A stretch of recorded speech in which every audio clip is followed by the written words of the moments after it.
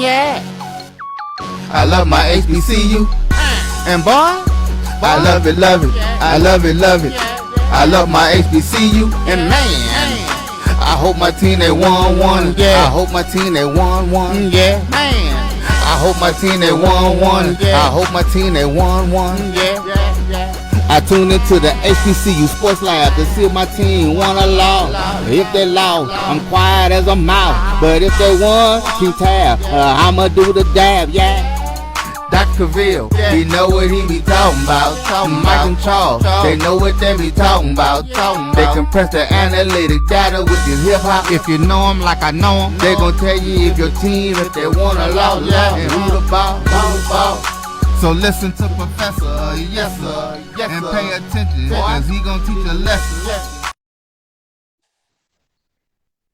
This is Dr. Bills inside the HBCU Sports Lab with Mike Washington and Charles Bishop. Mike Washington is out on assignment. He did text me early and told me an update what was going on. He said that he had a working event, a working dinner at a Brazilian steakhouse. So I guess he's going to find one of those official Brazilian steakhouses. And so I told him that sounded really good. I told him I needed some pictures of proof, but it would help. I asked him, I really wanted my own steak, but that might be a little challenging in terms of the jet approval at this point. But with that being said, for everybody, welcome to episode 459 of Inside the HBCU Sports Lab radio show and podcast. The show that's covering the sporting HBCU dash for all things HBCU sports for institutions large and small, from the NAIA to the NCAA. We share insights and information on the HBCU sports culture, HBCU athletic aesthetics to facilitate the story of HBCU athletic programs and the business of HBCU sports, as we got into and talked about a little bit on Tuesday. With that being said, we just call it sports pedagogy for short. HBCU sports pedagogy for short, I should say. I'm your host, Dr. Kenyatta Cavil, along with my co-host today, none other than Charles Bishop and A.D. Drew. We're filming from our home studios and sending a signal live to our KCOH 1230 AM studios with the Texas Radio Hall of Famer, Ralph Cooper, in a beautiful home at Texas University from Houston, Texas. Today's episode of Inside the HBCU Sports Lab is sponsored by THG Agency, LLC. THG Agency is a company that provides sporting and educational consulting and data analytics. With that being said, Charles, how you doing today? Doing well, Doc. We got another busy weekend. See my guy Dave Barnett checked in. Shout out to my golf buddies. After the season's over, I hope to pick up the sticks again. So looking forward to another busy weekend. We got a lot of football, volleyball. Let's get after it. No doubt about it. It's good to see that you'll be getting back to the sticks. I'm glad you decided to come to work and make sure you get the people a show and bypass on your Brazilian steakhouse. Right. With that being said, A.D. Drew, how you doing today? We can't hear you. As Drew is checking on his mic there to get him warmed up. Yep, still can't hear you there. Charles, when we talk about these trips and all this information there before we get into some of this hot news of the day, as you said, volleyball and things of that nature. What is your favorite food? Are you a steak connoisseur? I much am like myself. I'm a huge steak connoisseur. It's killing me right now to not do red meat, but yeah, I'm a steak connoisseur. How long? I love a good steakhouse. How long were you off of red meat? I'm in the midst of doing this November challenge. So let's see how many pounds I can drop, after November, and then we'll see what happens as we get towards December. It becomes fun again. I think we got A.D. Drew in here. Sound like he's ready to go. A.D. Drew, with that being said, how you doing today? I'm doing fine. Y'all can't hear me now, right? Yes, we got you. You sounding good. Okay. So if Mike is having steak at a Brazilian steakhouse, what do we have here in Georgia? Because all we've got is Lone Star and Outback. We don't have none of that fancy. Hey, We got to bring you up here. Other than that, I got to go to the grocery steakhouse. store. I got to go to Publix and pick me up a seasoning myself. Yeah.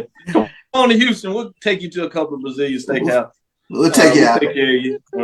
We'll give you some of the official, unofficial ones, as they would say, from that position. With that being said, we also have some other traditionally good steakhouses, just being in Texas with all these cows around here. But with that being said, Drew, it's 2 days before the Florida Classic. I see you ready and branded correctly. We'll get into that matchup. We talked a little bit on Tuesday, but I made sure we had it because we want to get your perspective and making sure we get the other half of the Brian and AD team, giving them perspective. And then, obviously, specialists on HBCU's mid-major division, as we talked about. And so we'll get to talk about two of the HBCU programs that made the Division II playoffs. We have one of them on tap. So we'll talk about both of them in terms of the bye and who they might have in the matchup to come. And we'll certainly get into Virginia Union in their matchup as well. With that being said, let me go back to you, Charles. What's on your mind in terms of the news of the day? Yeah, let's take a look as the SWAC. They announced the volleyball tournament seedings, which will be taking place out at Prairie View this weekend, the SWAC Volleyball Championship. Let's take a look at the SWAC has announced the 2023 volleyball tournament seedings following the conclusion of regular season play. Alabama State, they entered the tournament as the number 1 seed, followed by Prairie View as the number 2 seed. Behind them, Florida A&M, they will be the number 3 seed. And seeds 4 through 8 go as follows. Alabama A&M comes in as 4. Jackson State is 5 seed. Grambling as the number 6 seed. Texas Southern is number 7 seed. And then you have the number 8 seed is Bethune-Cookman. So things kick off tomorrow, quarterfinals, November 17th, number 1 seed versus the number 8 seed, Alabama State versus Bethune-Cookman. Things kick off at 11 o'clock tomorrow. That will be broadcast on SWAC Digital Network, which I'll be part of the broadcast team. Good stuff. Congratulations. Look forward to hearing from you as you join the broadcast and see what's going on there. In terms of those matchups, obviously 1 versus 8, you would think how that would go, 2 versus 7. But it tends to get interesting, not so much with the 3 and 6, but that 4 and 5, Alabama A&M and Jackson State. You know, there is not a lot of difference oftentimes between those two seedings. So that's always an interesting match. Saturday, 2 o'clock and 4:30.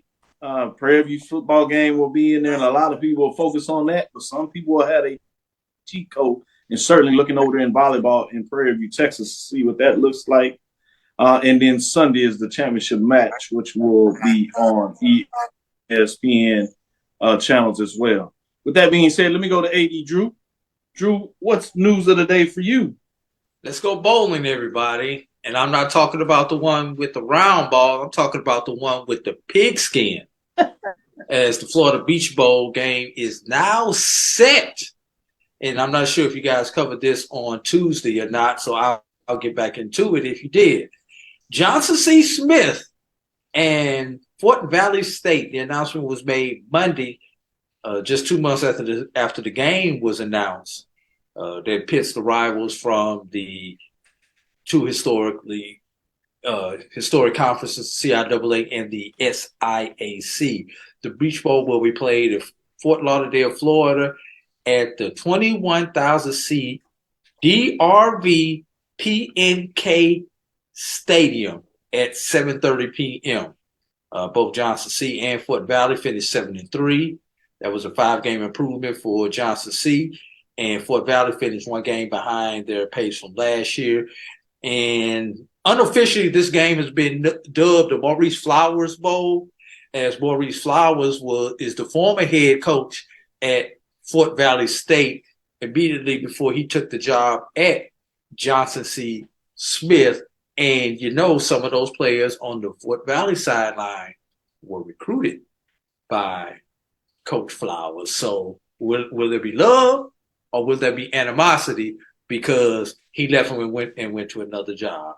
So we shall see how that turns out.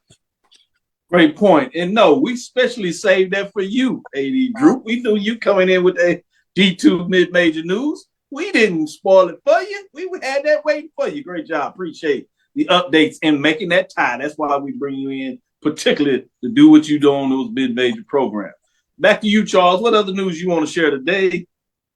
Yeah, well, let's take a look at the MEAC as they announced their weekly volleyball honors presented by Coca-Cola. Howard's Rhea McKenna was named the MEAC Player of the Week presented by Coca-Cola. Norfolk State's Gabrielle Gilbert was named the Rookie of the Week, while North Carolina Central's Bella Derringer earned the Setter of the Week honors respectively, and Coppin State's Ashley Roman was named the Defensive Player of the Week. Let's take a look at some of their statistics. Ryan McKenna recorded a double-double of 15 kills and 18 digs in the regular season finale against Norfolk State. She had one service ace to complete her stat line. Then we take a look at Gilbert against Howard to conclude conference action. She was averaging 2.5 kills, 2.25 digs, and 1 ace per set. She led the Spartans in all 4 categories: kills, digs, and aces. Derringer, she averaged 10.75 assists per set, totaling 43 assists in the 4-set victory for the Eagles over the South Carolina State Bulldogs. She added 2 kills, service aces, and 11 digs in the match as well. And then Roman, she averaged 4.8 digs per set for the Eagles this past week, including a weekend high 17 against Morgan State on Friday. She wrapped up the weekend with 29 total digs over 2 matches against Morgan State, with 7 assists and 2 service aces. So those are your MEAC weekly volleyball honors. Good stuff. Shout out to MEAC Volleyball Honors as they get ready for their volleyball tournament going on this week as well. A lot of good action taking place for the MEAC as well as the SWAC, as we will have 2 champions in volleyball at the major division level for the MEAC and SWAC coming on Sunday. With that being said, let's take our first break. We'll come back on the other side and get into the marching sport. It's coming down in terms of our official champion, and then the big news will roll out in terms of what that looks like. But we're going to start with the marching sport with the mid-major division, and then get into some games, and we'll talk a little more about the playoffs and have Drew kind of break us down and see what his thoughts in terms of those matchups. We'll let Charles sneak in there and give some news as well in terms of his thoughts in terms of how far Virginia Union Benedict can actually go in the Division II playoffs. With that, stick with us. We'll be right back after this first break. This is Brian Fulford. AD Drew and I are co-hosts of the BCSN SportsWrap. We talk about all things related to HBCU athletics. From the games, teams, coaches, and fan interest stories, we cover it all. You can find our shows on Facebook at BCSN SportsWrap, YouTube at MyJBN Online, and everywhere you listen to podcasts like Anchor, Spotify, Google, and Apple Podcasts. You can also find the show on the Jericho Broadcast Network's app. Make sure to download. We look forward to you joining the conversation and being a part of the show. When it comes to professional learning, teachers deserve better. From the leader in online learning, Stride brings you the Stride Professional Development Center, an on-demand library of mobile-friendly courses that gives teachers choice and flexibility, allowing them to learn anytime and anywhere. Our dynamic courses provide bite-sized learning and help educators advance their knowledge while also gaining professional development hours. It's time you take charge of your learning. Visit us today to get started.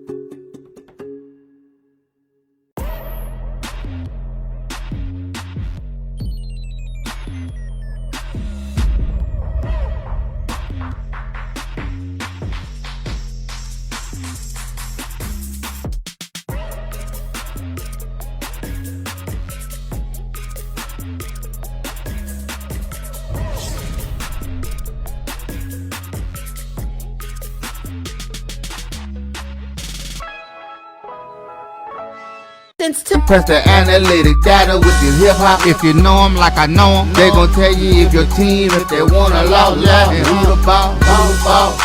So listen to Professor, yes sir, and pay attention, cause he gon' teach a lesson.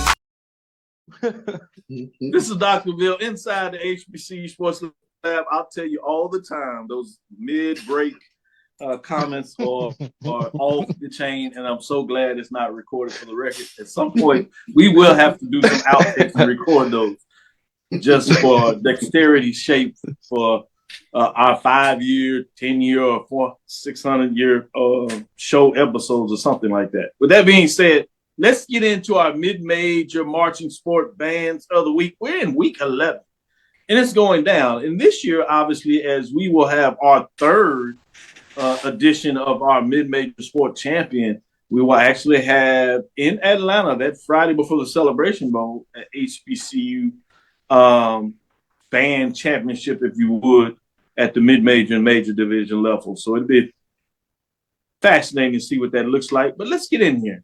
Not a lot of changes here. Some teams have kind of moved around. We did have the big band matchups between the CIAA championship and the SIAC championship in terms of those bands taking care of business there. With that being said, let's get into number 7. Get right to it. No teams dropped out. So at number 7, we have Albany State. Albany Golden Ram Marching Show Band, 3-1 overall, 3-1. They was previously ranked 6th. They dropped a spot after losing, not only on the field in terms of the game, but they lost the band matchup as well in the SIAC championship. So they get their first loss of the season, and they do fall 1 spot. Bring us to number 6, Virginia State Trojan Explosion, 4-1, 3-0. They fall a spot this week, 124 points as you see. Bringing us to number 5, Clark Atlanta Mighty Marching Panther Bands. They also fall a spot, 3-0, 2-0 on the season, 130 points as they continue to mix it up. Bringing us to number 4, we have those Langston Marching Pride. They're 3-0, 2-0. But with everything that took place in the championship matchup, they also fall a spot this week as they were previously ranked 3 with 132 points. Bringing us to number 3, Benedict Marching Tiger Band of Distinction. They go to 4-0. They jump 4 spots to number 3. They win the SIAC battle between Albany State as they get it done and go to 3-0 in terms of where they are in the conference race. 7 first place, where they previously ranked 7, 151 points. Bringing us to number 2, Winston-Salem State, the Red Sea of Sound. They remain at number 2, 5-1, 5-0. 3 first place votes, 162 points, holding steady at number 2. Bringing us to number 1, Miles Purple Marching Machine, 5-1, 4-0. 5 first place votes, 164 total points. Remain at number 1 as the Miles Purple Marching Machine remain number 1 in week number 11. Charles, what are your thoughts in terms of marching sport as things come to a close? Pretty much for the season, we'll be able to name official champion next week. Mm-hmm. Where are your thoughts as things prevail at this point in week number 11? I really enjoyed the fighting Stephen Gaither, the Winston-Salem Red Sea of Sound. Over the past couple of weeks, I got an opportunity to catch them on YouTube. Miles just brings a different dynamic. They're big and loud, and that's unique in regards to looking at a lot of the Division II bands. And, shout out to Virginia State, the Trojan Explosion. I really enjoyed their performance versus Virginia Union. So we've had some really good bands this past season. It'll be interesting to see next week what can Winston-Salem, the Red Sea of Sound, since they have all this headwind and other band poll. Once we take a look at the matchups, do they stand toe-to-toe with Miles? Good stuff. With that being said, AD Drew, what are your thoughts in week number 11 for the marching sport, mid-major style? Your number 17, Albany State. Don't sleep on them. They're a small band, but they are a powerful band, and I like them. Winston-Salem, consistency. Not only do they make the mark in Dr. Cavil's Marching Sport poll, but they also have been making the mark in the Band of the Year poll. So that's shout out to them. But Miles has a distinct sound. They have a distinct power for a smaller band. So that's one thing. That's one thing about Miles, and I'll be honest. Hard for me to say this. Miles has put it on Tuskegee last couple of times that they've gone head to head, and that's hard for a brother like me to say. So, but I'm just being real with you guys. They have done it. So hopefully my Crimson Pipers will someday, somehow, some way get back into the conversation. But until then, somehow. But until then, Let's keep it in the state of Alabama. I like it. Good job. Touche. I like that. With that being said, before we go to this next break, give you an update. You have Mississippi Valley State Delta Devils that are traveling to Huntsville, Alabama against the Alabama A&M Bulldogs with 9:32 left in the first quarter. The Bulldogs up 7-0. They had 7 play, 81-yard drive that took 3:34. Eaglin ran for 17 yards for a touchdown, and Barbosa made the kick. So they leave 7-0 in the first quarter of that matchup. Previously, I thought this game Thursday night was on ESPN, but my understanding it's not being broadcast. We'll look into that, but we'll give you some updates in terms of the game cast as you continue to tune in and watch us do what we do. With that being said, we'll be right back after this break, and I'll come back and give A.D. Drew a chance to give an update and some thoughts he has. 2002, Empowerment Resources, Inc., a nonprofit organization, has empowered more than 1,500 youth and adults in Duval and surrounding counties through its programs Journey into Womanhood, Girls Mentoring, Life Skills for Teens, and Parenting Education Coaching. To get involved with programs, volunteer, or donate, visit www.empowermentresourcesinc.org. Follow us on social media, facebook.com/empowerment.resources and instagram.com/empowermentjax. Charmin Ultra Soft has so much cushiony softness, it's hard for your family to remember they can use less. Sweet pillows of softness. This is soft. Holy Charmin. Oh, excuse me. Roll it back, everybody. Sorry. Charmin Ultra Soft is so cushiony soft, you'll want more, but it's so absorbent, you can use less, so it's always worth it. Now, what did we learn about using less? You gotta roll it back, everybody. We all go. Why not enjoy the go with Charmin? At CDW, we get speed as the new currency of success. Our team spends way too much time tending to outdated applications and software when they should be focused on driving application agility and innovation. CDW Amplified Development Services modernizes software and application development to help accelerate innovation and digital transformation. So you mean building new applications, UI, and mobile interfaces? Well, you said you needed to innovate more quickly. Oh, so he's a listener. To do more at scale, trust CDW Amplified Development Services. Compress the analytic data with your hip-hop. If you know them like I know them, they gon' tell you if your team, if they want to loud, and who the ball.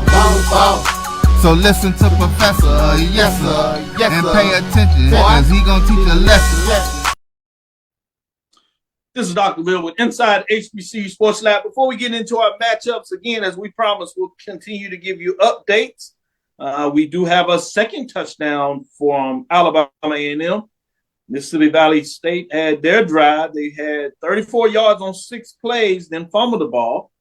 And then Alabama A&M took 7 plays and went 81 yards in 3 minutes and 34 seconds to score their second touchdown of that drive as they lead 13-0, waiting for the point after to connect. Give you an update in terms of what that was. Quincy pass was complete to Cameron Young for 14 yards for that second touchdown, if you would, in terms of that. That was 5 plays for 61 yards. With that being said, let's get into some of these matchups.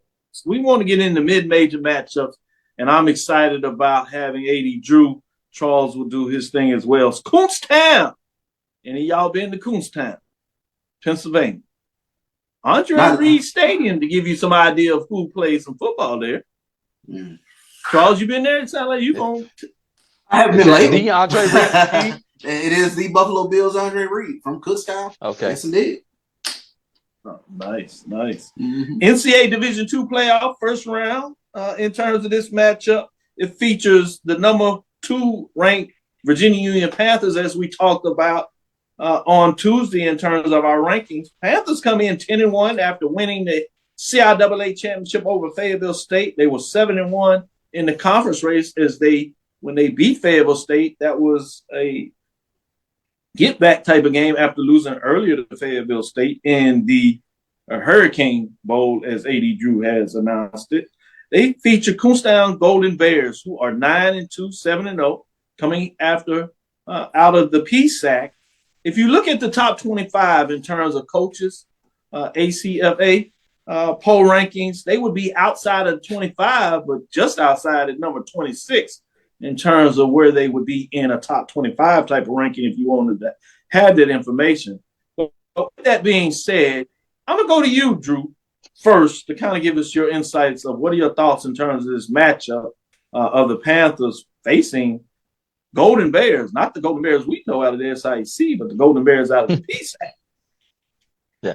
Well, before I give my thoughts, I'm going to give Coach Dr. Alvin Parker's thoughts as he had his Tuesday press conference, and I was on that press conference Zoom call on Tuesday. And one of the questions I asked him was about the matchup and having to actually switch regions. And he said, geographically, when you looked at that region, Super Region 1, there were two teams that were candidates to possibly switch regions, one being Virginia Union, the other being Delta State. But because Delta State was a top 4 seed, that kind of left Virginia Union out there by default to switch regions. Now, when you look at the travel for Virginia Union, it is actually closer to Virginia Union's campus than it would have been had they went south into the Carolinas or even into Georgia to play one of the other opponents who made the switch. So geographically for the fans, it was a good thing that this game was switched to Pennsylvania. And did you know Jada Byers is from the area where they are playing this game? So I expect a bunch of Jada Byers fans to be in the area. I believe he's from less than an hour away from Kutztown, Pennsylvania. So that was one thing. But he did say it was interesting having to go play an opponent who basically he was not preparing for. You know, he had data on the other teams in Super Region 2 from having either faced them in the last few years or just in general, just general scouting. So this will be a challenge for Virginia Union. And will come down to for Virginia Union, can they get that run game going? We know they've gone through 3 running backs this season, and all 3 running backs have produced. So what does that tell you? That offensive line is stout. If that offensive line does what it needs to do, and Virginia Union is able to shorten the game, not in a way that you would expect from a team that is outmatched, but just to play that Virginia Union style, that is something that's going to be to their advantage. And last thing, don't forget about that Virginia Union defense, who's only giving up about 11, 12 points a game, y'all. So if the defense comes to play along with that running game, you know, Virginia Union could advance to the second round. Good stuff, good stuff. Let me go to you, Charles. What are your thoughts in terms of this matchup between Kutztown and Virginia Union? Yeah, I'm like AD. This is going to be a real grind offensively because you're talking about 2 extremely stout defenses, 2 defenses that are like tops in Division II football, especially when you take a look at Virginia Union and Kutztown. And to me, the question now, when things become an offensive grind, whose special teams are going to step up? Because I think somewhere along the line, you got to have, you know, a big play out of your special teams, whether you create it in some manner, create a blocked field goal, a punt of some sort, but you need some sort of momentum play to create a short field. I believe that's going to be huge in this game. And to your point, AD, especially when you got players like Jada Byers, who you know, we've yet to see somebody stop him. Another 1,000-yard rushing season, but he has very good depth at the running back position as well. Another running back that's run for 600 yards as well for Virginia Union, Curtis Island. So I'm looking at, you know, who can establish something honestly with regards to even throwing the football a little bit. I need a big play downfield. I think we're going to talk a little bit about that, especially when we talk about some of the matchups this weekend. Somebody's got to win a one-on-one battle with regards to throwing the football. So I think Virginia Union can go up to Kutztown, but you're talking about a team that's as hot as any team right now. They won 9 in a row, knocked off Slippery Rock last week. That was a huge feather in their cap to knock off Slippery Rock. So this is going to be a tough one for Virginia Union to win. And let me follow that up. Yeah, let me follow that up a little bit, Charles.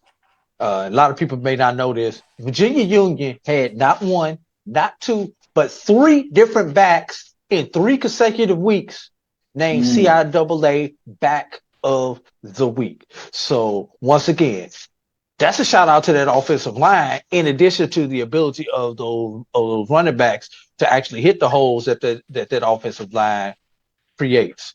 And so, Union established that run game, but like you said, somewhere, somebody is going to have to pass the game. And what is it going to come down to? Who's going to play the cleanest game? Who's not going to turn the ball over? Yeah. Who's not going to have the penalties? Because with these two teams, there's very little margin of error for either one of these two teams to swing this game one way or the other. Good stuff. Good stuff. This next matchup is the SIAC game of the week. We won't break it down because we don't know the opponent, but I did want to shout it out and wanted to put on everybody's mind so they would have one eye on the potential opponent. As you know, Benedict Tigers, number 1 seed in the region, number 1 HBCU program we have as well. They are 11-0, 8-0, and they will host in their region the winner between the number 4 seed, Lenore Ryan Bears, that are 10-1, 8-1. They come out of the SAC, and they're number 11 nationally ranked in terms of, again, the coaches poll at the Division II level. That game is between Lenore Ryan Bears and the Shepherd Rams. The Shepherd Rams, if you're looking at the top 25, we just said number 6 Kutztown is playing against Virginia Union.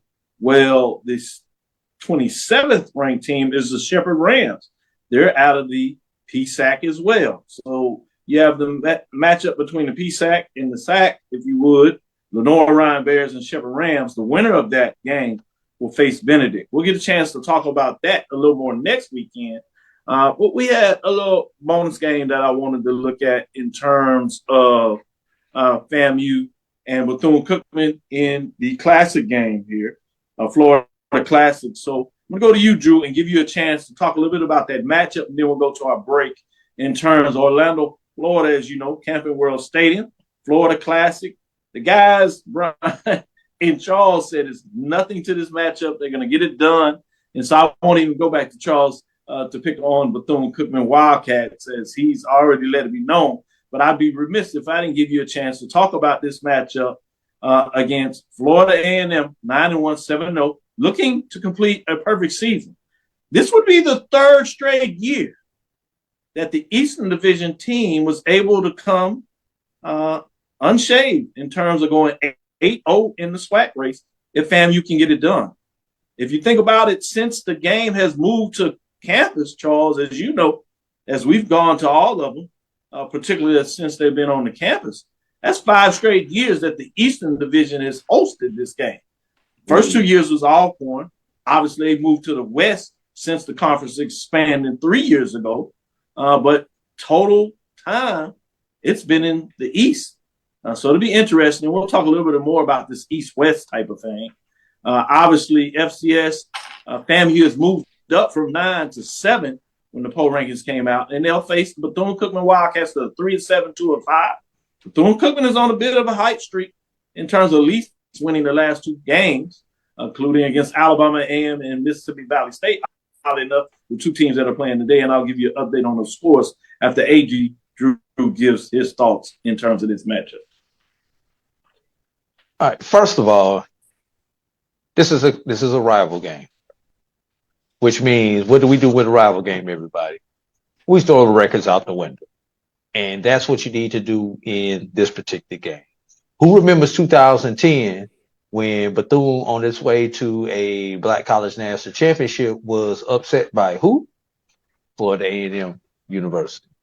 Who remembers 2018 when FAMU, on their way to the Celebration Bowl, was what? Upset by the Bethune-Cookman Wildcats. So yes, on paper, FAMU is the better team. There's nobody who would take Bethune outside of people down there with their who support their school on the beach. But Bethune is hot.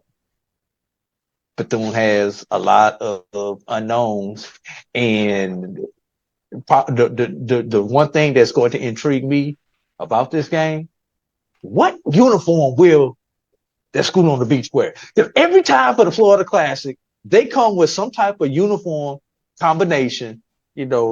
For the Classic, they look like Oregon when they come out and play. You never know what they're going to wear. Charles knows about those different combinations because I don't think I ever saw Jackson State wear the same uniform twice for the last 2 years. The same uniform combination. Yeah, that's true. But Bethune is going to come out with some crazy uniform combination. Hopefully, it won't be too distracting for the Rattlers as they go in. We know they sat a lot of people last week. So the one thing that I am a little concerned about, how quickly will those who will play on Saturday, how quickly will they get back into the rhythm that they need to pull away from Bethune? Because if this game is close, mid-third quarter into fourth quarter, don't scare me. Hey, you too scary, man. You too scary, man. Man, come on. Hey, y'all acting too scared around here. Charles, I got, you know how we talk about data points. I got 10 years worth of data points on why I'm scared. 9 matchups, 10 years worth of data points. So I have a trend line, Charles. That's why I'm scared, and I don't have enough of the new trend line to have. You know how you got that confidence. You take stats. Yeah, that margin of error and the confidence. The confidence. I don't have that confidence level to the point where I need it to be able to present my data to the rest of the class. It's trending how I want it to trend as I take a look at the early survey results, but I still have not hit it where it's statistically significant that I can present it to class with confidence. Give you an update on the Alabama A&M game. It's just getting into the second quarter, 15 minutes there. Mississippi Valley State Delta Devils have scored, so it's 14-7 in terms of that matchup. I can give you it was a touchdown pass by Jarian Williams, I should say, and the reception was by Kendrick Ross. He had a 64-yard pass play on that drive. 14-7, just starting the second quarter. With that, we'll be right back. Is this another comeback against A&M? The major of marching sport right after this break. Nope. Come on, him? Ooh, I like him.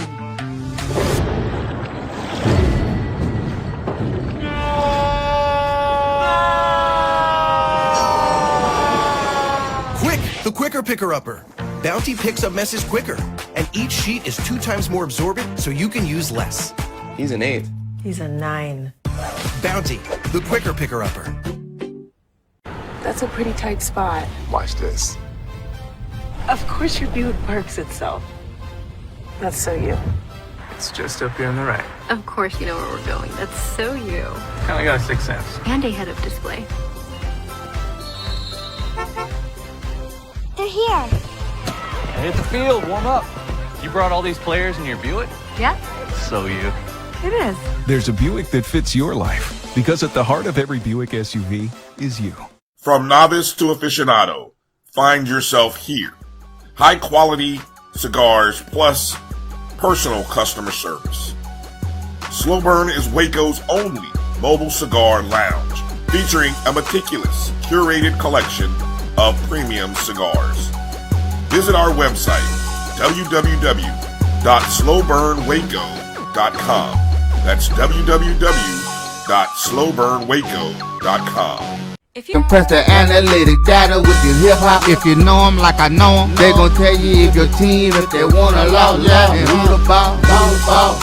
So listen to Professor, yes sir, and pay attention, cause he gon' teach a lesson. This is Dr. Bill with Inside the HBCU Sports Lab. Let's get into the major division marching sport in week number 11.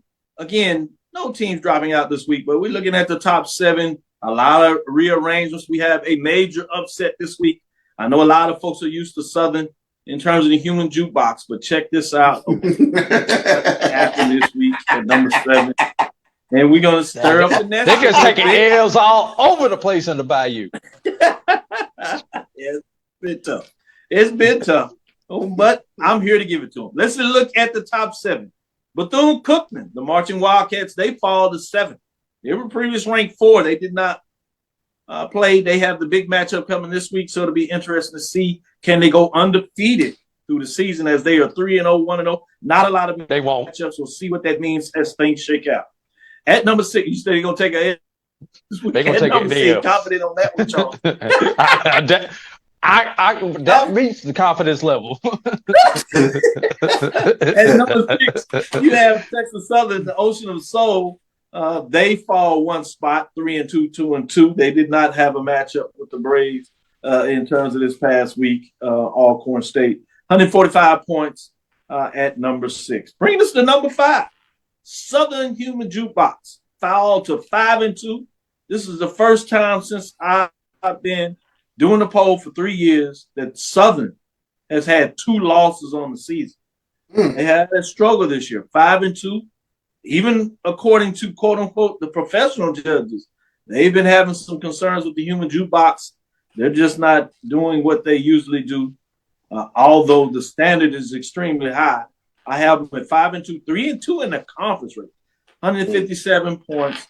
They fall from this 2 spots as they lose last week in their matchup to Prairie View A&M, the Panthers, that beat them in terms of the game and in terms of the marching sport band.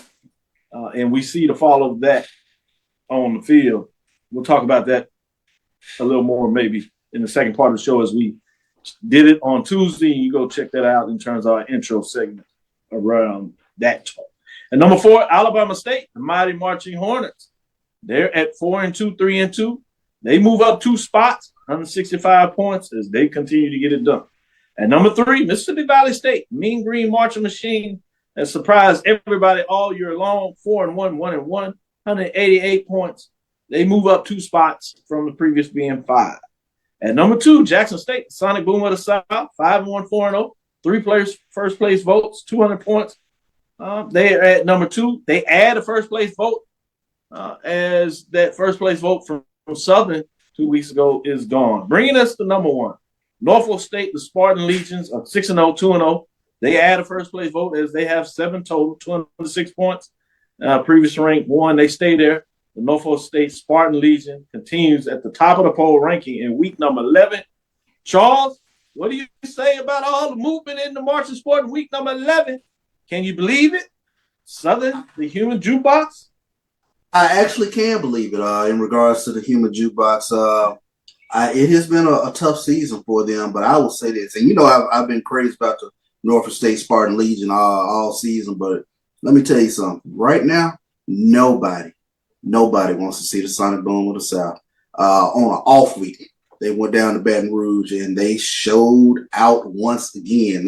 Another boom box. Oh my God, they are on a different level right now. I mean, it has been some time since I've heard this type sound, come out of Sonic Boom of the South. Field shows have been immaculate, but they are hitting on all cylinders. And I just invite everybody to, get out there on YouTube over the past couple of weeks against Texas Southern, and then this past week against Southern. My God, they're different right now. They are playing unprecedented. Even the bandhead guys that are reaching out to me, they're blown away by what the Sonic Boom is doing. That's pretty good. And you talking about doing it at the perfect time of the year as you shape up for this inaugural national championship. it's a good time to be reaching a new peak, a new high. Almost the opposite of what we're seeing from the human jukebox. With that being said, AD Drew, what are your thoughts in top 7 for the marching sport in week number 11? Somebody in Baton Rouge can't get the rule right in the gumbo because, I mean, you having problems with the band, you having problems with the football team. You know, there's a lot of chirping going on about who's still employed, who should be still employed. You know, there's a lot of things going on down there on the bluff. Likely saying, something about this poll though, Dr. Cavil. You've got the blue blood in Jackson State doing their thing. And it seems like the rest of the blue bloods are not catching up to the new way of doing things, the new program, you know. And I'll say it, FAMU has been nowhere near your poll this entire season. Blue blood. Very true. Southern. Good point. Dropping down. Southern not in the top 3. You know, that's a blue blood. Norfolk, new blood. I don't call them blue blood. Norfolk is a new blood. You know, so some of these A&T. Where's A&T at? Blue blood. So what's going on with our blue bloods? Why have they not figured out this is a new era, this is a new generation, and we need to improve our science? They figured it out in Mississippi. Why can't the rest of our blue bloods figure out what it's going to take for them to remain to be considered a blue blood? Man, that's an excellent breakdown. I appreciate you providing that perspective. And in my opinion, you're right on the money in terms of the changing of the guard, what is taking place in regards to the marching sport, particularly in year 2023. We'll see what it all means as things go forward and how things shake out. But I'm fascinated about some of these year-ending matchups to see what it looks like. To your point, though, Charles, the Sonic Boom and South, they're rolling. They are figuring it out in terms of what it means to provide the brand that they have, but also add in the newness and to elevate, take it up a level. Yeah. And AD, you mentioned North Carolina A&T. I mean, if nobody's there when a tree falls in the woods, does it make a sound? Like Tennessee State, the aristocrat, them blue bloods, they were exactly right. That's what I was gonna say. I failed to mention the aristocrats of bands when I was mentioning those blue bloods. Yeah, I failed to mention them. That's exactly as well as another one that's at the bottom in regards. Now, some of that is because they hadn't traveled as well, but that's your point. But that's part of being a blue blood. You got to travel to be seen, to get it out there. You're absolutely right. How did they become blue bloods? How did they become blue bloods? They went into your house and embarrassed you. That's how they became blue bloods. Now, for one reason or another, they don't get on the band too big. We don't have a budget. We don't have uniforms. We don't have this. We don't have that. All we get is excuses from all the blue bloods except for one. Shout out to the Sonic Boom of the South. With that being said, let's go to our next break. Last break. Come back on the other side and get into some of the matchups from Major Division. We got some good ones, and they have a lot on the line. We'll see what these two gentlemen say about that. Stick with us as we get into our last break. Come back on the other side. You think all pads are exactly the same? Think again. This is Always Ultra Thins reinvented with the Always Triple Protection System. This pad wicks gushes 90% faster, absorbs even more so you can feel dry, and locks odors in. Rethink your pad for up to 100% leak-free and odor-free comfort with the totally reinvented Always Ultra Thins. This is always like never before.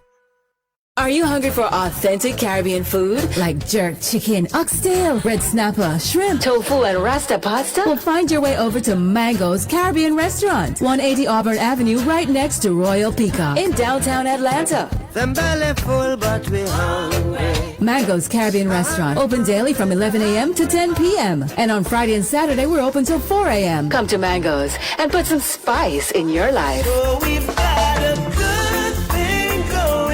Mango's Caribbean Restaurant, 180 Auburn Avenue, right next to Royal Peacock in downtown Atlanta. For more info or directions, call 404-698-3992 or log on to mangoscaribbeanrestaurant.com. For instant coupons, text MANGOS to 313131. Tell your mama hungry, papa hungry, brother hungry. Mango's Caribbean Restaurant, authentic Caribbean cuisines. When you're looking for the latest information on Southern University sports, the Southwestern Athletic Conference, and HBCU athletics, there's only one place to go. Tune in to the Carlos Brown Show, exclusively on the Black College Sports Network. Compress the analytic data with your hip-hop. If you know them like I know them, they gon' tell you if your team, if they want a law, and who the ball. So listen to Professor, yes sir, and pay attention, cause he gon' teach a lesson. This is Dr. Bills inside the HBCU Sports Lab with Mike Washington, Charles Bishop. Mike Washington is out on assignment, so we have none other than AD Drew. So we have Professor Bishop and Professor Drew. With that being said, let's get into the major division games of the week. We're going to start in the MEAC, Washington, D.C. We saw what took place there last week. This time we're going back there. Green Stadium, 12 noon Central Standard Time, ESPN Plus. You have the Morgan State Bears. Some would argue one of the toughest defense HBCUs. Top defense in FCS as well. 4-5, trying to get to 500 to close out the season. 3-1, finish out with a 4-1 record if they can get it done on the road. But they're at number 6, Howard Bison, 5-5, 3-1 on the season. Howard wins this game. They go to the Celebration Bowl. I have Morgan State ranked 12 overall ranking in terms of what it looks like, just to give you some indications in terms of why I have them in my top 21 team. With that being said, Drew, what are your thoughts in terms of this matchup? Mark my words. No, let me do the HW. Read my lips. Howard will not score 50 on Morgan State. Oh, okay.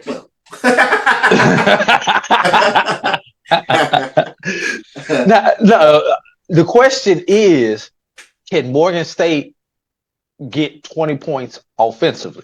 There you go. That is the question. If Morgan State could get somewhere into the 20s, especially the high 20s, Morgan State has more than a puncher's chance in this particular ball game. Howard was motivated. Will Howard be motivated again? Yeah, we know the Celebration Bowl is on the line, but that was Central that they're playing. Let's keep something else in mind. And Erica Lee said this on Sunday's show. Morgan considers Howard a rival. Howard does not consider Morgan a rival. So what does that mean for the intensity that these two teams will be playing with? Morgan will be playing with something extra. Howard, on the other hand, is just trying, quote unquote, handle business and not lose this game. And there's a difference when you're going out to play to win versus playing not to lose. So I can see Morgan State upsetting Howard in this game, opening the door back up for Central, and everybody gets the matchup that we thought we were going to get back in July. But wouldn't it be a dream matchup, an event, since Howard likes to do events?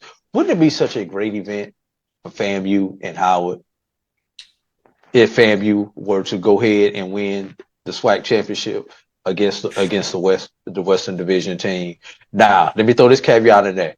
If you pit Howard against anybody of those three in the West, John Grant, you're going to have to get your marketing team. You're going to have to pay them some major overtime to figure out how to market that game properly. If Howard plays anybody out the West, I'm just gonna leave it at that. I think you got a point. Well, Charles, let me add this to you in regards to, before you comment on that. It sounds like you might have a little more thought in that as well. Braves will show up. I'll say that. Yeah. You're going to have a lot of Panthers that are going to get on the plane. They'll get out there. Grambling, we've seen what they do. Howard Alcorn doesn't sound sexy, though. No, Howard Grambling sounds sexy, though. Howard Grambling may be sexy. I don't know. It sounds sexy, but we've seen those matches. Grambling has not traveled like they used to in the past. Exactly. Howard Grambling sounded sexy when Eddie Robinson was coaching. Yeah, right. Tempo. Yeah, exactly. That's a lot of years and miles on that tread. That's true. Yeah. With that being said, though, I want to say this. People forget this. And AD Drew alluded to Morgan State seeing this as a rival or a program they just don't like. I don't know if it's the public-private thing going on, but last year this game was played in Morgan, Hughes Stadium. And you have the big hullabaloo. Now you don't have shared championship, but you did last year. Howard, after they won that game, there's no they rebuilding the locker rooms over there at Hughes Stadium. So they decided to have their championship on the field. They had banners out there. They were taking pictures. They had the trophy out there in terms of calling themselves co-champs. And so a lot of folks have not forgotten this. They were smoking cigars out there. And a lot of the Morgan Bears players saw this. Remember this. Central saw it, not like the Bears, and you saw they were upset. They couldn't get it done. But I imagine that the Morgan State Bears, that has stayed with them for 365 days. And I'm not sure the Morgan Bears have been told that if they win this game, they don't get a part of the championship. There's not a lot of news out there except for our news heads that understand there's no longer a co-tribe champion, that it goes to whoever wins it. So they also think they have championship on the line. Charles, what are your thoughts? And then I'll come back to you to get some additional thoughts on what I just added for that as well. Go ahead, Charles. Yeah. The $1 million question is how much offense can Morgan State get in this game? And that, to me, is the big question.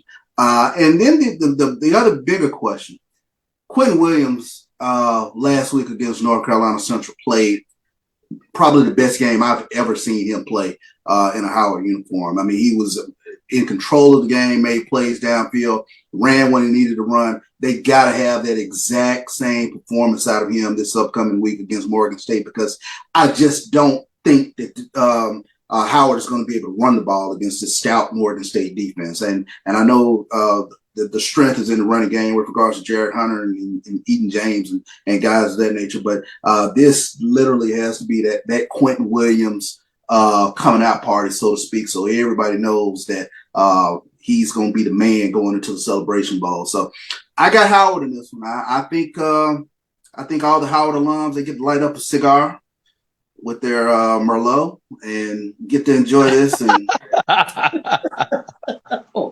and I think this is I think we'll see the Howard fan base with a good vintage year down in Atlanta for the Celebration Bowl. Drew, I know you wanted to add some additional comments as Charles was talking about. Not only will they have a cigar, but they're gonna have it with Merlot. That's pretty nice. Sound like Mike Washington. I don't even know. Like Mike Washington. Yeah, I don't even know if my comments are appropriate after that comment by Charles, but I'm gonna say this: Morgan comes in with the same chip on their shoulder for this game that Howard had on their shoulder when they played Central. So once again, can you, after you were the kid who beat up the bully, now can you beat up the next kid who wants to take you out because you beat up the bully? That's what this is going to come down to on Saturday. Honestly, I say no. I say no. I say Morgan is going to find some type of way. There's going to be some type of fluke play that's going to give Morgan that momentum, and Morgan will take that game. It's on the campus of Howard, right? They're playing in Howard, correct? So everything on the line this weekend. We got championship implications of the home team hosting in Howard and Prairie View as well with Alabama. Said, boy, this is going to be a weekend. Ooh. And that's going to be our next matchup. But before we get to that matchup, I did want to get these numbers out for our viewers. Howard offensively scores 24.3, and this is conference numbers that I'm looking at, right, in terms of that. Well, this is their overall, I would say, for the 10 games played this year. Howard scoring 24.3. Morgan State scored 17.1. Morgan State's defense only giving up 22.2, while Howard is 23.1. So interesting when you look at it from that perspective. If we look at it just in terms of conference-only stat, obviously sample size is small with just 4 games, but it is the teams in the conference in terms of what that looks like, which fascinates me all the way. So you're gonna have to learn not to upset these Brave fans, Drew. Talk about what I say. What I do.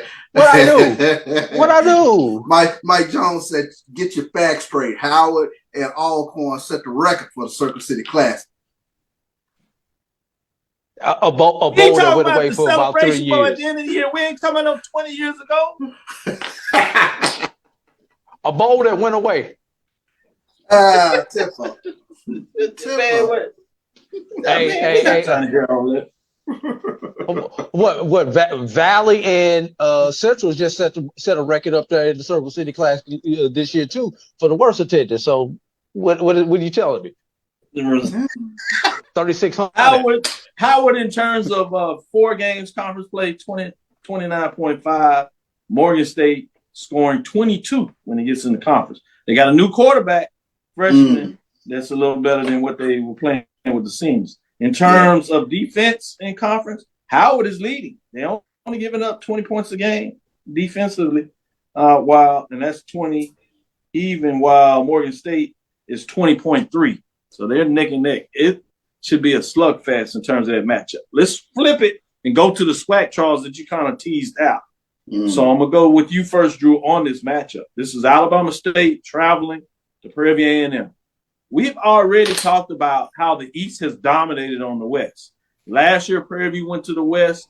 Mississippi Valley with the chance to go to a championship game 2 in a row. They would have been facing Jackson State, and they laid the egg. This time they have it at home, but they have a tougher ranked team, at least in terms of the rankings. You have a top 7 matchup. Number 3, Alabama State, and number 7, Prairie View. Alabama State Hornets come in at 6-3, 5-2 in terms of the conference race. Prairie View at number 7 comes in at 5-5, 5-2. Alabama State Hornets have won 5 games, last 5 games. Prairie View has won 2 straight. I'm fascinated about this matchup. AD Drew, what are your thoughts in terms of who's getting it done here in this matchup? Question. Had Alabama State not lost to Miles, would we think of Alabama State in a different light? I'd say so, yes. Without that Division II loss on the record. So let's take talking about 7-2, 5-2, yeah. So let's take that one off and let's throw that out the window. Alabama State probably outside of Florida A&M has been playing the best defense in the SWAC conference. Yeah. So, and you said they were doing what, Dr. Cavil? They were traveling to Prairie View, Texas? Yeah. And what travels? Defense travels. That's true. That's true. Throw in the fact that the East has pretty much dominated the West over the last 2 to 3 years. I've got to 3 years. No, it's not no 2, 3. It's last 3 years. They've dominated. Yeah. I've got to flow with the East on this particular matchup, despite the fact that it's on the road, and we're gonna have some swackish stuff go on this weekend. And I know we haven't gotten into the next matchup, but I'll go ahead and put it out there. we're going to have to wait next week to see who FAMU plays. Good stuff. Good stuff. With that being said, with that matchup, Alabama State, in terms of scoring offense, they struggle there. They had 19.1. That's all 9 games, I should say. Prairie View is scoring just above that at 19.9 in terms of when you look at all of the games. Defensive-wise, Alabama State sitting at 2, even with FAMU with just allowing 15 points a game. Prairie View is allowing 32.5 when you look at all 10 of the games. Gets a little different when you get into the conference and in terms of what those stats look like when you're talking about scoring defense from that perspective. I'm always fascinated when we say this. When you get into that, Charles, it changes up a little bit. Prairie View scoring goes up to 26.1 when you look at their last 7 games. But Alabama State is right about where they were in terms of knowing 20.1 a game. When you look at defense, you have Alabama State just giving up 14.9. Yeah. And Prairie View giving up 25.9. Charles, with all that said, all that data analytics, where are you going with this matchup? Very much just like I said with the MEAC with regards to Quentin Williams having to play the game of his life. The same thing holds true for Trayvon Conley in this game. I think it's going to be too difficult to run on this front 7 of Alabama State. Ed Robinson Jr. talked about that in the SWAC media presser this past Monday, that he believes that, his front 7 is amongst the best in the FCS football. And with a guy like Colton Bubba Adams running around all over the place, it's just going to be hard to get that running game up and going. But I take solace in the fact, if you're a Prairie View fan, that they've been able to hit on some deep balls over the past couple of weeks, going back to Shamar Savage having a big game against Arkansas Pine Bluff, Chris Herron having a big game. And then same thing happened against Southern. You had Shamar Savage make a heck of a play downfield. So they're going to have to hit some things downfield to kind of loosen up this Alabama State defense. But to your point, AD, I don't think there's been a hotter team playing football than Alabama State, not named, FAMU. It's going to be a tough game for Prairie View, but I think they get it done late, and I'm expecting a late game field goal somewhere here. Good stuff. Interesting with that matchup. Edwin D. Moore says PV and Bama State both have solid D. Some pads will be smacking in that game, and the Alcorn versus JSU game. We talked about that on Tuesday. Drew kind of snuck out of here and at least gave us his overall thought that he thinks Jackson State's going to get it done, because he said the West will not be decided until next week, which means he's talking about the Bayou Classic, the winner of that deciding whether Grambling will go, meaning if they win that game. If they lose, then Prairie View goes based on how AD sees both Alcorn and Prairie View losing. Interesting. Again, give everybody the scenarios before we go to a close. Shout out to Silas Edward Moore, says data points don't matter when the game time is game time, Drew. So he's saying a little bit about that idea, what that looks like. Scenario as we close up for the week. Prairie View, they win, they're in. They go to Tallahassee and they will fight and face FAMU for the second time this year in terms of that matchup, as Drew will be keeping up the stats and we'll see him down there in terms of that matchup. If the Panthers lose, then it shifts over to see what happens between the Soul Bowl, between Jackson State and Alcorn State. Alcorn State wins, they're in. They lose, then as Drew alluded to, we have to wait another week and we go to the Bayou Classic. Grambling wins, then they're in with both Prairie View and Alcorn losing. If Southern wins that game, that means you have a 3-way tie between Southern, Alcorn, and Grambling, just like the other way you had a 3-way tie, with Grambling being able to win that because they have the head-to-head tiebreaker over Prairie View. After those two shift out, as Alcorn is the first one out, it goes back to 2-team elimination. It's between Grambling and Prairie View. Prairie View lost to Grambling in the State Fair Classic. If Southern wins, as I was saying, 3-way tie between Southern, Alcorn, and Prairie View. Southern is out because they lost to both Prairie View and Alcorn, which means the head-to-head matchup comes back, and it's Prairie View, Alcorn, Prairie View goes. So it'll be fascinating. A lot on the line between the MEAC and SWAC. MEAC is similar. There's no co-champions in the MEAC. So it's simple there in regards to the bid to the Celebration Bowl. Howard wins over Morgan State. They have the head-to-head tiebreaker over North Carolina Central. They head down to Atlanta. If they lose that game, then it shifts over to see what happens between North Carolina Central and Delaware State. Central wins. It is a three-way same record between those teams, between Morgan State, Howard, and Central, but they eradicated that rule this past Thank summer. God. And it's just head-to-head matchup. And in that case, Howard will have two losses, and you just have the head-to-head between Morgan State and North Carolina Central. Central beat Morgan State in a really close defensive matchup that opened up MEAC play. So Central would find its way to Atlanta. So it'll be fascinating. Big time way to close out the season between these two conferences, playoffs in the mix. It'll be good stuff. Thank you for listening to Inside the HBCU Sports Lab. Make sure you share your podcast with your friends and colleagues. I am Dr. Kenyatta Cavil, the Dean of HBCU Sports, coming from inside the lab, College of HBCU Sports with Mike Watson and Charles Bishop. If you didn't see the O&G Strike Zone, make sure you go check it out. They have some great interviews, great talk about how FAMU is sitting and waiting to see. And obviously they had the matchup when they talked about the Florida Classic. This Saturday, you have Carlos Brown. You know he's going to give you some updates on what's taking place in Southern, including Dooley.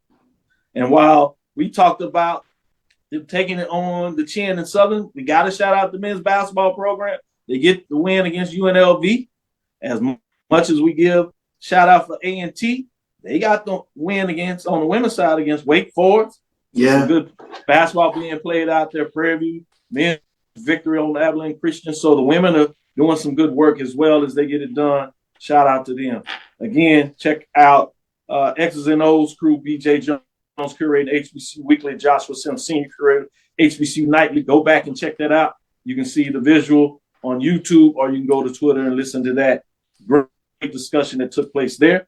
With that being said, make sure you check out AD Drew and Brian on Sundays.